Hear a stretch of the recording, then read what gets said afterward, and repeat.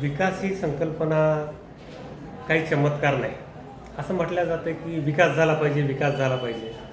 तो चुटकी वाजवली आणि विकास झाला असा घडून येत नाही. आर्थिक विकास ही एक प्रक्रिया आहे जी की दीर्घकाळापर्यंत चालत राहते आणि ही दीर्घकाळापर्यंत चालणारी प्रक्रिया अशा पद्धतीने मांडली जाते जी विकसित राष्ट्र, विकसनशील राष्ट्र आणि अविकसित राष्ट्र अशा वेगवेगळ्या भागामध्ये त्याची मांडणी केलेली आपल्याला दिसून येते. आपल्या देशाच्या संदर्भामध्ये जर आपण विचार केला तर आपण विकसनशील देशाच्या पंक्तीमध्ये बसतो. आता एखाद्या देशाचा आर्थिक विकास झाला म्हणजे नेमकं काय झालं हे सांगत असताना असं म्हटलं जातं की जेव्हा त्या देशाचं, त्या राष्ट्राचं राष्ट्रीय उत्पन्न वाढतं तेव्हा त्या देशाचा आर्थिक विकास झाला. मग आर्थिक विकास म्हणजे काय? तर एका वर्षाच्या कालखंडामध्ये जेवढ्या वस्तू आणि सेवांची निर्मिती त्या देशाच्या सीमा अंतर्गत भागामध्ये केली जाते त्या सेवांचं अंतिम मूल्य म्हणजे राष्ट्रीय उत्पन्न. आणि हे राष्ट्रीय उत्पन्न ज्या देशाचं जास्त असतं त्या देशाचा आर्थिक विकास झाला असं म्हटलं जातं. आता या संकल्पनेचा जर थोडक्यात आपण विचार केला तर एका वर्षाच्या कालखंडामध्ये म्हणजे ते आर्थिक वर्ष झालं, 1 एप्रिल ते 31 मार्च हा कालावधी आपला मानला जातो. एका वर्षाच्या कालखंडामध्ये जेवढ्या वस्तू आणि सेवांची निर्मिती केली जाते, वस्तू आणि सेवांची निर्मिती ही प्राथमिक क्षेत्र, द्वितीय क्षेत्र आणि तृतीय क्षेत्र या 3 क्षेत्राच्या माध्यमातून केली जाते. प्राथमिक क्षेत्रामध्ये शेती क्षेत्राचा समावेश, द्वितीय क्षेत्रामध्ये उद्योगधंदे आणि कारखाने आणि तृतीय क्षेत्रामध्ये सेवा क्षेत्र. सेवा क्षेत्रामध्ये मग ते शिक्षण सेवा असतील, आरोग्यविषयक सेवा असतील यांचा समावेश केला जातो. यांच्या माध्यमातून केल्या जाणाऱ्या वस्तू आणि सेवांचं अंतिम मूल्य, अंतिम मूल्य या शब्दाचा अर्थ अतिशय महत्त्वाचा आहे, लक्षात घ्या. अंतिम मूल्य म्हणजे असं मूल्य एखाद्या वस्तूची शेवटची किंमत असं म्हटलं जातं. एखादा समोसा तयार करणारा व्यक्ती आहे, त्या समोसा तयार करणाऱ्या व्यक्तीला म्हटलं व तुझा समोसा 10 रुपयालाच का दिला, तर तो सांगेल माझा 2 रुपयाच्या समोसाची चटणी आहे, 2 रुपयाचे आलू आहेत, 2 रुपयाचा मैदा आहे, 2 रुपयाचा मसाला आहे. अशा पद्धतीने त्याचे 10 रुपयाचा समोसा ठेवला. त्याला जर म्हटलं बघ तुझ्या समोसामधला आलू काढून घे आणि मला समोसा दे, त्याची किंमत 8 रुपये कर, तर तो करेल का? करणार नाही.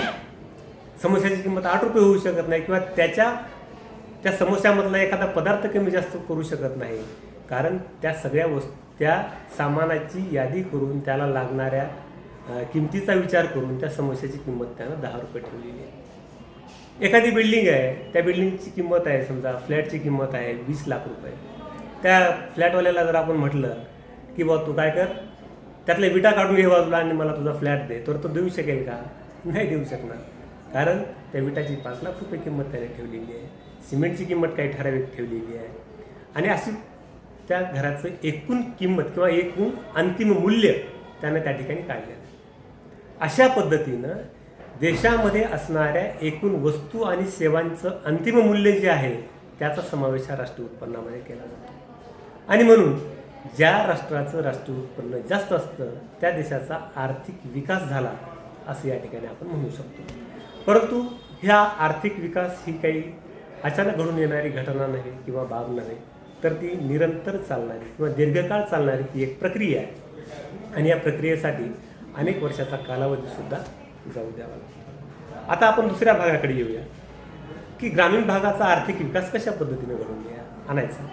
ग्रामीण भागाचा आर्थिक विकास घडून येण्यासाठी ग्रामीण भागामध्ये प्राथमिक क्षेत्र म्हणजेच शेती क्षेत्र, शेती क्षेत्राची अतिशय महत्त्वाची भूमिका आहे आणि शेती क्षेत्रामध्ये गुंतवणूक घडून येणं गरजेचं आहे. जोपर्यंत गुंतवणूक होणार नाही तोपर्यंत उत्पन्न वाढणार नाही. उत्पन्न वाढणार नाही म्हणजे उत्पादन वाढणार नाही. उत्पादन वाढणार नाही म्हणजे बचत वाढणार नाही आणि बचत वाढणार नाही म्हणजे शेतकरी शेतीमध्ये गुंतवणूक करू शकणार नाही. आणि जोपर्यंत शेती क्षेत्रामध्ये गुंतवणूक होणार नाही तोपर्यंत शेतीचा विकास घडून येणार नाही.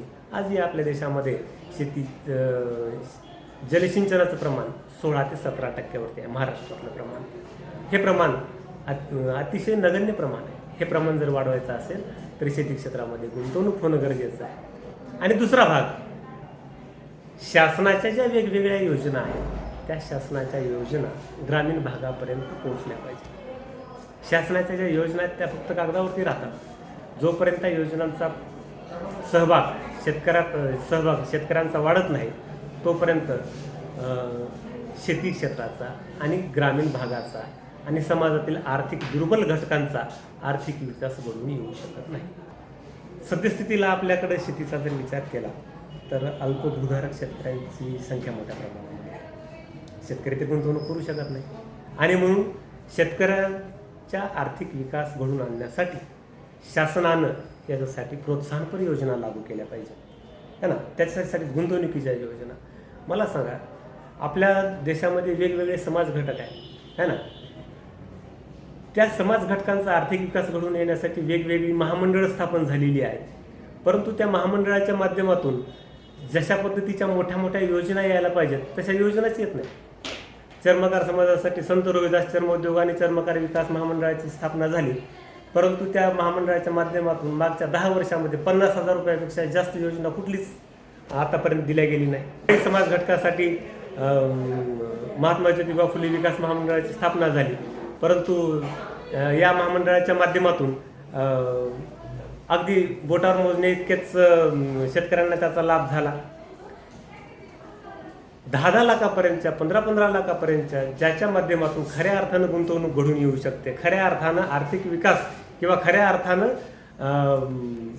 काय म्हणू आपण त्याला, त्याच्या पदरामध्ये काहीतरी पडेल अशा प्रकारच्या योजना शासनाकडून राबवल्या गेल्या पाहिजेत आणि तशा प्रकारच्या योजनांची अंमलबजावणी झाली पाहिजे असं मला या ठिकाणी वाटतं. आता मला तुम्ही आता सांगितलं महत्त्वाचा मुद्दा की जसं चर्मकार समाज आहे, जर सुतार समाज आहे, कुंभार समाज आहे, यांच्यासाठीच्या ज्या काही खरं तर आपला देशाचं आता सध्या चालू आहे की स्किल बेस्ड इंडिया बनवायचं आहे, परंतु आपल्याकडं पारंपरिक हजारो वर्षांपासून या लोकांकडे स्किल आहेत. मग त्या स्किलला जिवंत ठेवून त्याला पाठबळ देण्यासाठी जर आपण चांगला त्याच्यामध्ये छोटी छोटी लघु उद्योगासाठी प्रोत्साहित केलं जसं महामंडळाच्या माध्यमातून, तर मला वाटतं की टाटा बाटा जी काही कंपन्या आहेत अशा बाटासारख्या कंपन्या जी चप्पल निर्मितीच्या वाहन निर्मितीमध्ये काम करतात, तर त्याच्यापेक्षा कितीतरी चांगलं काम, कारण स्किल